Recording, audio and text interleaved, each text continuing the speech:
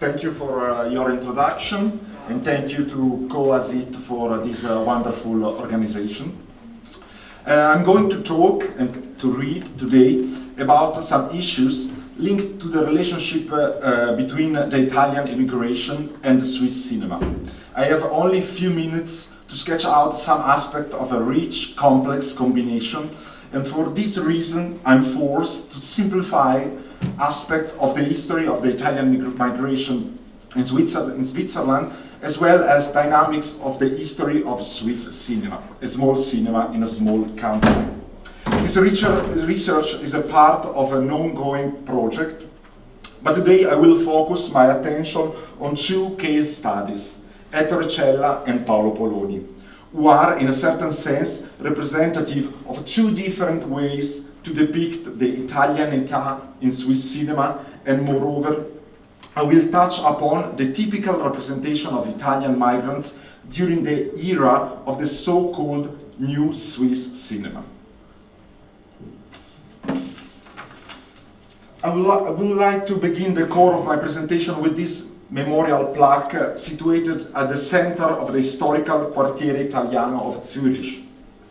This is both a commemoration of the historical Italianità of the district and a celebration of one of the most important artistic personality of the Italian diaspora in Switzerland. The Swiss-born Ettore Cella was an actor and director, producer, translator, columnist, and last but not least, activist. His name is linked with the Ristorante Cooperativo, still existing, the historical socialist rendezvous of Italian migrants and intellectuals such as Ignazio Silone and Franco Fortini. Through his diary, where he recorded very carefully all his professional collaboration as actor, director, and producer, it was possible to reconstruct his entire filmic career. His filmography is a kind of travel into the history of Swiss cinema, from the Second World War to the new millennium. Curiously, as a Swiss-born son of Italian migrant, Ettore Cella was called to play at the beginning of his career the role of the Swiss Italian character. And with that, I mean not a character with an affinated identity, as Cella himself, but one belonging to the Italian-speaking minority of the country, of Switzerland. In Al Canto del Cucù, 1941, Cella is Carlo Corda, a chestnut seller born in Ticino who works in Zurich.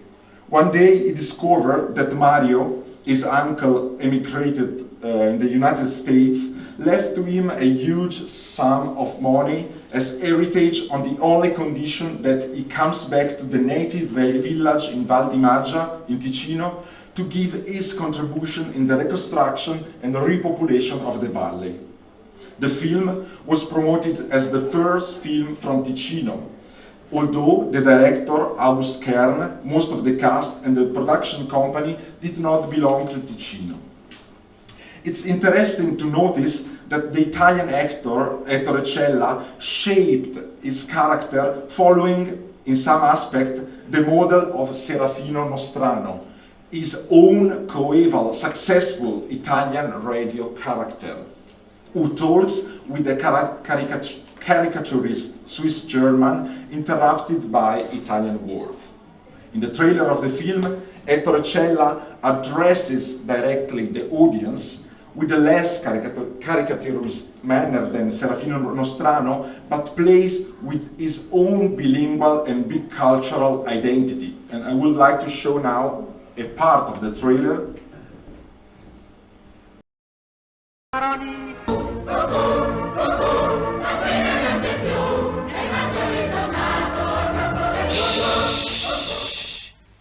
Richtig singen tun wir dann erst, wenn der Film da in dem Theater läuft.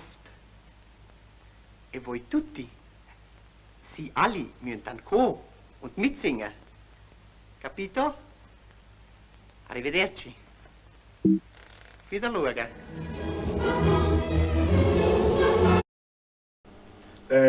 As Serafino Nostrano, the character of this film, Carlo Corda, played by Ettore Cella, the character is jovial, generous, expressive, and even funny.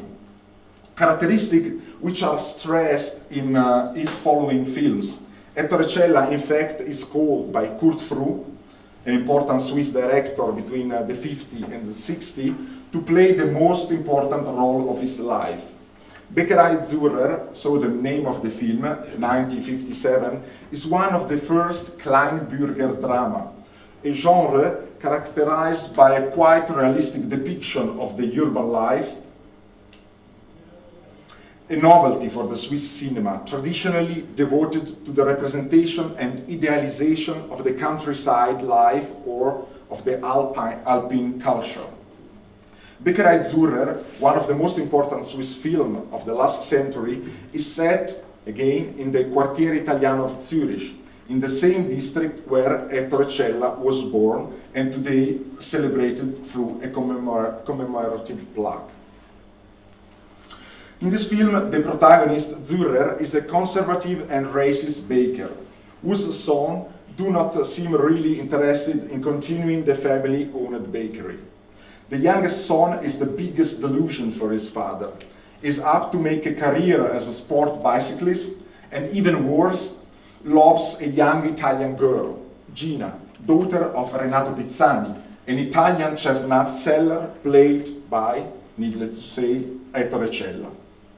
Now I would like to show another short clip when Renato Pizzani discovers that the daughter is pregnant. At first he seems really angry, but after that he realizes that Zurer, the racist Swiss character, is against the relationship. He starts to support the young couple. So, Sie wollen der Kirata meine Tochter? Ja, verdienen Sie genug zum Grund einer Familie? Ich finde schon eine Stelle. Vielleicht in der Genossenschaftsbäckerei, oder? Genossenschaftsbäckerei, warum Sie nicht schaffen bei Ihrem Vater? Ist doch keine gute Lade, der Bäckerei Surer. Ich will jetzt halt auf eigenen Füßen stehen. Ah, guarda sta gioventù. Will auf eigenen Füßen stehen, sentito, Mama? Und frage, wann Kind wird geboren. Come? Io immer meine, eine Mutter merke nichts. Misericordia, ma è vero, parla! Tu dicevi sempre lasciala andare, ora hai visto? Parla! Lasciala! Adesso è troppo tardi. Jetzt mit München geh einfach nichts als ciclismo, ve lo fare in Kopf. Ma scalzone, se ti finisce, se no ti pianto un ceffone!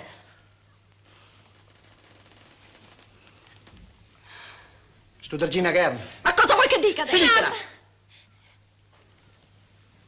Warum du von die Heime fort? Und der Vater ist, er will nicht, dass ich Gina heirate. Ah, der Vater will nicht, dass du der Gina heirate. Ist ihm zu wenig der Tochter von einem Maroni-Brater. Ist ihm zu wenig den Feiner, Herr Führer. Ma quel signore, adesso lo mettiamo a posto noi, eh? Tu vai in cucina, va a prendere un fiasco di Chianti. E poi taglia del salame. Jetzt sitzen wir alle zusammen und feiern Verlobung, sofort. Ma come, Renzo? Io non voglio che mia figlia... Tu taci e va a fare quello che ti dico. Heini, tu mi saga tu und papà. Well, Renato Pizzani is here more a type than a round character, an exuberant southern type with a patriarchal attitude but flexible. And Ettore Cella is more a character actor, a caratterista, than a leading actor. Ettore Cella for this role stresses his gesture and stressed his Italian accent, although he could speak properly Swiss German. He switched language and again refer to his radio character Serafino Nostrano.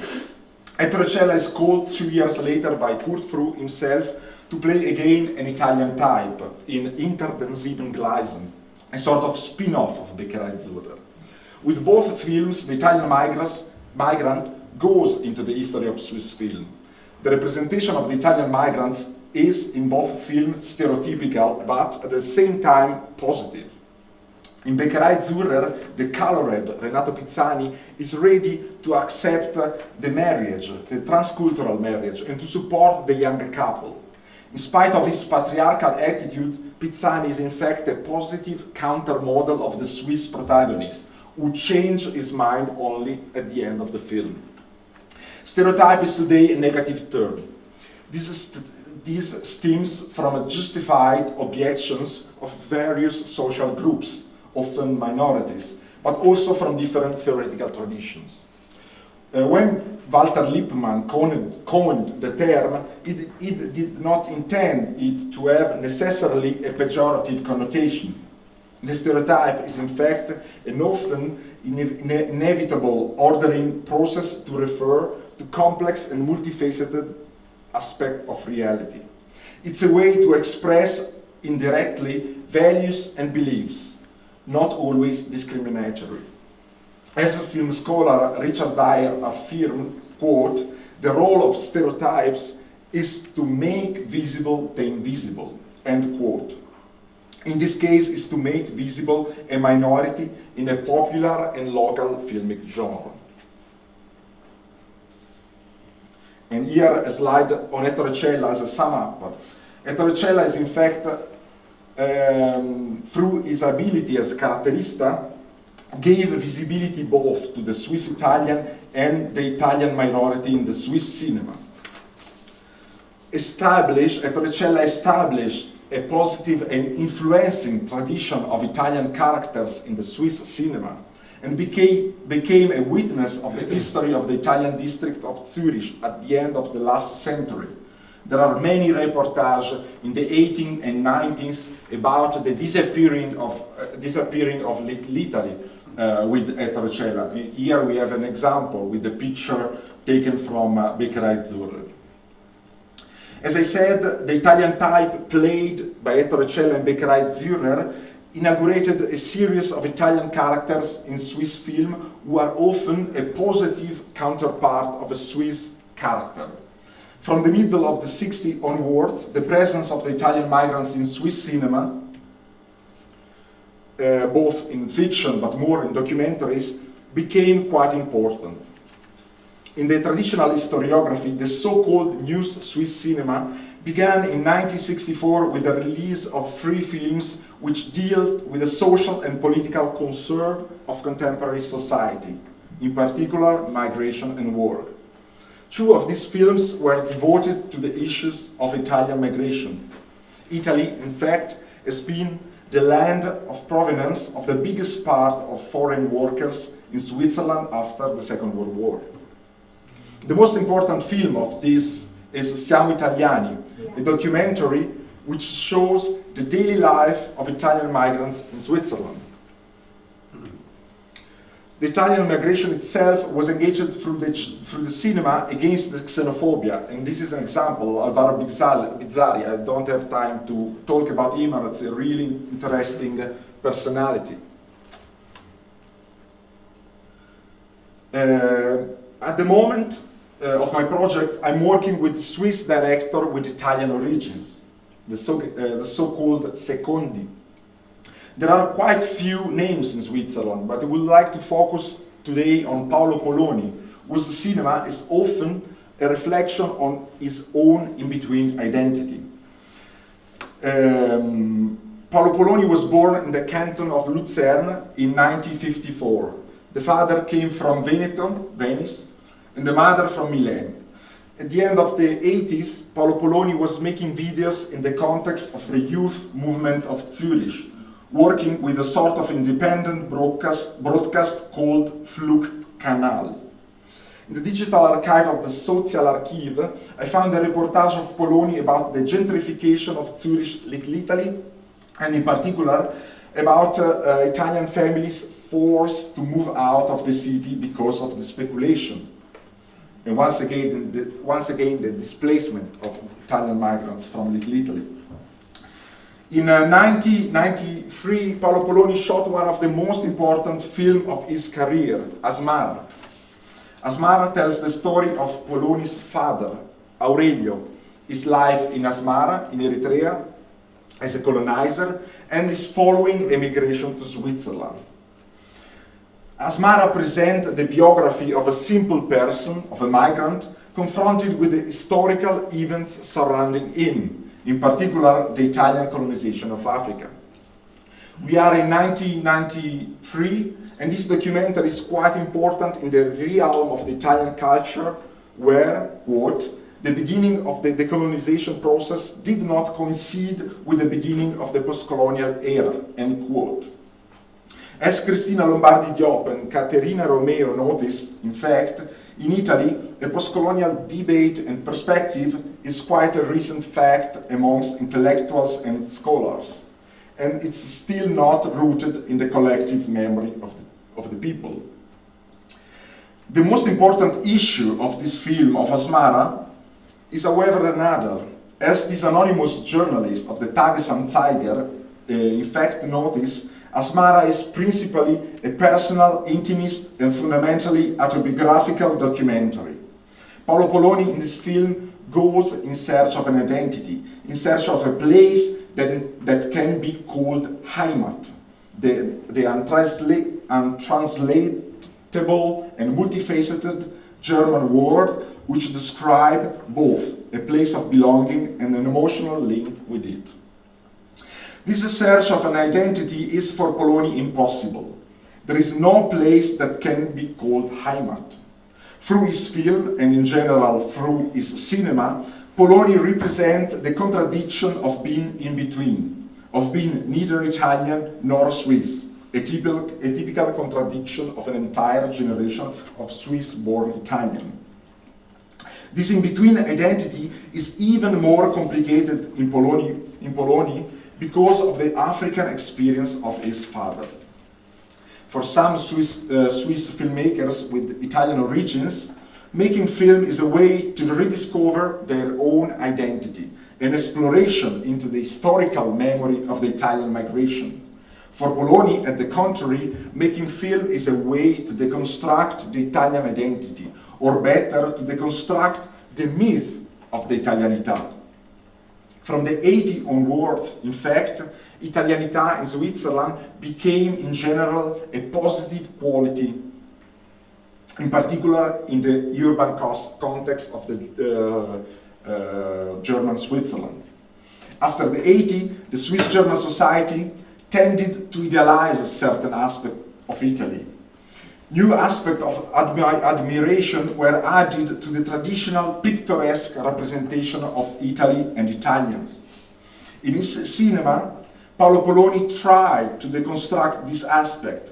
His cinema is both a search of an identity and an attempt to deconstruct the idealized representation of the Italianità. Another example, in Viaggio a Mr. Bianco, a documentary film released in 2003, Poloni makes a journey through Italy in winter. Viaggio a Mr. Bianco is, quote, un viaggio nell'Italia turisticamente scorretta, end quote, a journey through another Italy, melancholic and different than its typical postcard-like representation. Well, the end of my presentation. If the Italy of Viaggio a Mr. Bianco is quite different than the usual representation, the Italianità of Der Italiener is only a mise-en-scène. Paolo Poloni in this film portrays the employees at an Italian restaurant in Zurich where there are no longer any Italians working. Instead, there are Tamils, Afghans, Bosnians, Filipinos, and Pakistanis. He asks himself, where have all the Italians gone? But he feels comfortable in this cosmos, in this context, which is neither Switzerland nor Italy. The Italian restaurant Santa Lucia, placed again in the Quartiere Italiano of Zurich, where Poloni actually lives, is the place where the Italianità reveals its intrinsic character of mise-en-scène.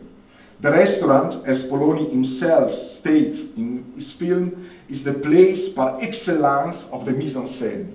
In Santa Lucia, all workers are trained to create an Italian ambiente. But as the film revealed, the restaurant Santa Lucia is actually, if you look at its people and at its backstage, a contact zone, a third space or another space, where Poloni himself, neither Swiss, not Italian, feels himself at ease. I would like to show 1 minute a clip. Es schmerzt, wenn am Schluss des Abendessens der Kellner mit der Rechnung kommt. Es ist nicht das Geld, das schmerzt. Der Schein löst sich auf, die Illusion, Gast zu sein, im wörtlichen Sinn. Ich werde vom Gast zum Käufer und der Kellner wird zum Verkäufer.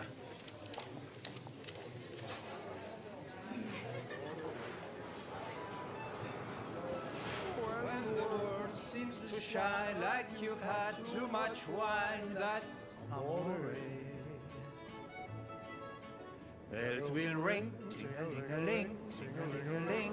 You sing we tabella. Entschuldigung, kommt's bald? Wir haben Hunger.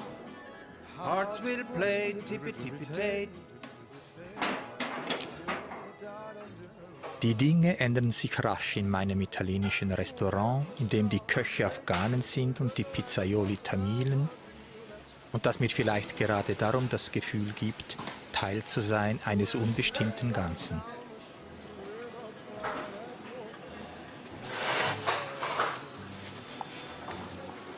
Es ist Niemandsland. You know you're not dreaming, signore. Scusa me, but you see, back in old Napoli, that's amore.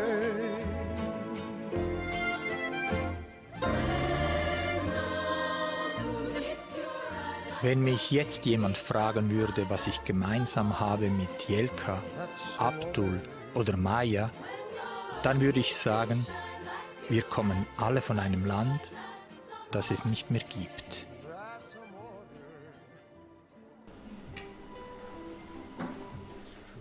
The history of Swiss cinema, a small nation, is a privileged point of observation of the history of the Italian diaspora. As I try to show with few case studies, thanks to Ettore Cella, the Italian migrant achieved a visibility, shaped a stereotypical but positive identity at the end of the 50s. With a new Swiss cinema between the 60s and the 80s, the Italian migrant became the protagonist of many films, victim of xenophobia and exploitation, but also, in some cases, struggle or social agent. With Paolo Poloni, the Italian identity is explicitly explored, investigated, but at the end, questioned and deconstructed.